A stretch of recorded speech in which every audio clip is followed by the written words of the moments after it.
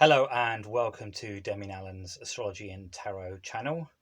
And if you like the channel, please subscribe to it and press the like button.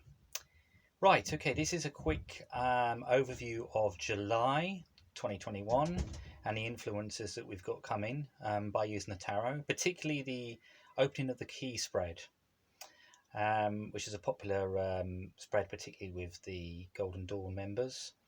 Now, we start off with four cards, or four piles, I should say, and these represent the elements here. Yod Ha Vi He, which is we've got fire here, the element of fire, and this deals with essentially the past or past influences.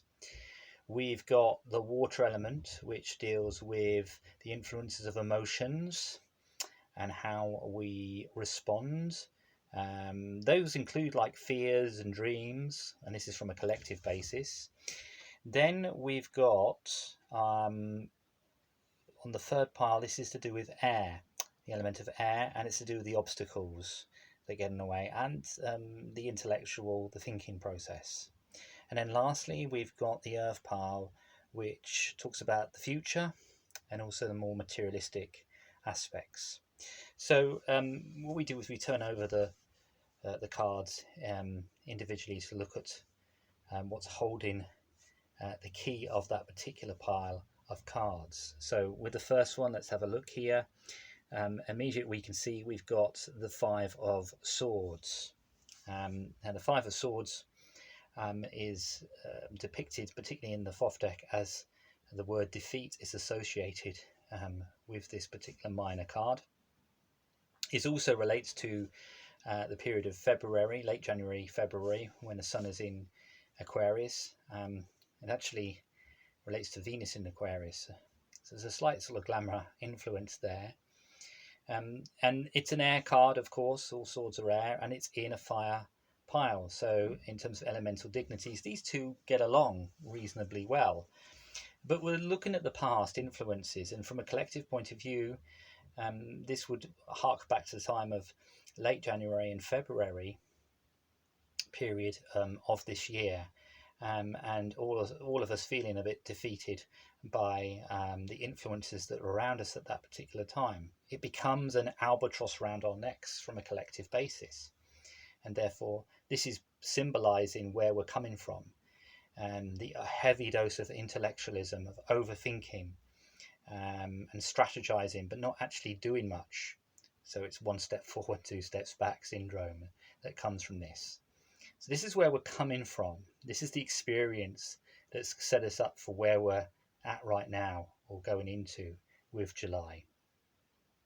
Okay, so let's just look at the water element here. Now we've got a major arcana card, which is the nebulous world of the moon.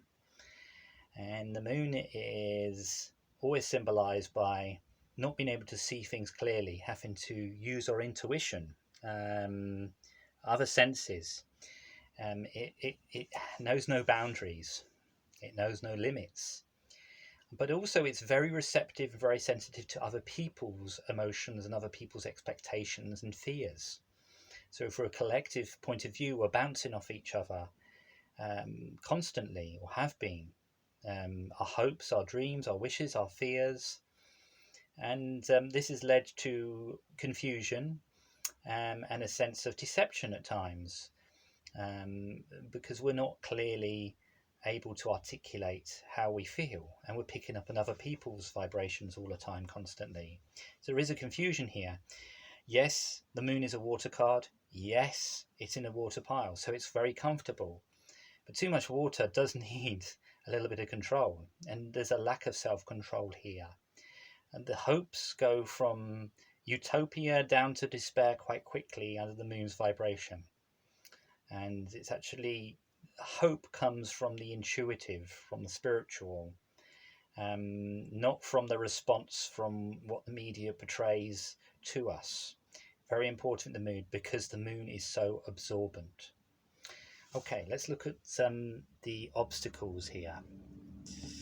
Right, okay, so now we've got a court card, which is the Queen of Wands. She's a very powerful woman, and it's very impulsive energy here.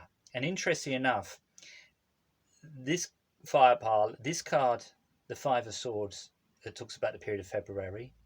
This is a Piscean card, so it talks about really March.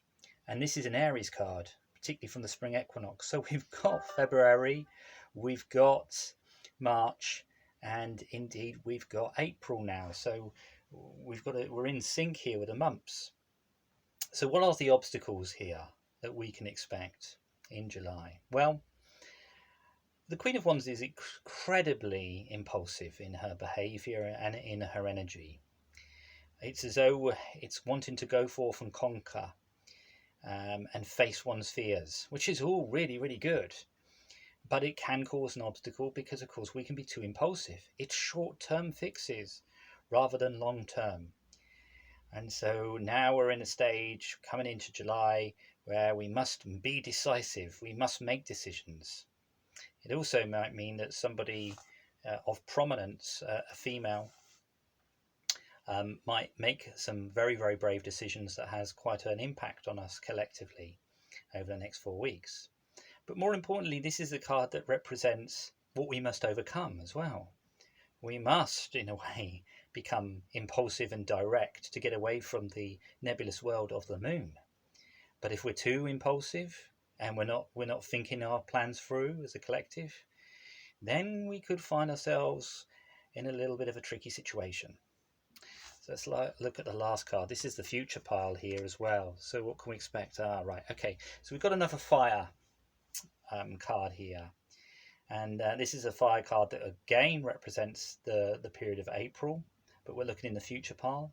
It is Mars and Aries. So again, it re-emphasizes that ever-conquering spirit that the Queen of Wands brought to us.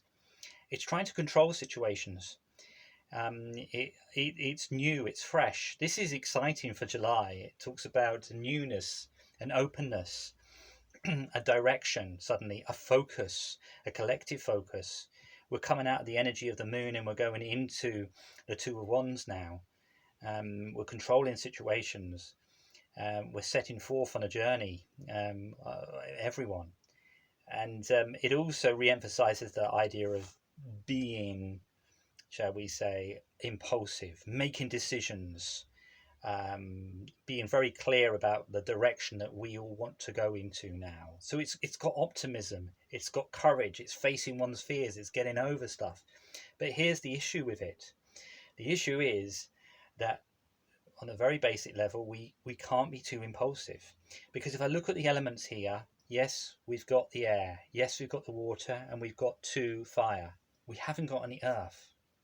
And therefore the pragmatic, the practical is missing here.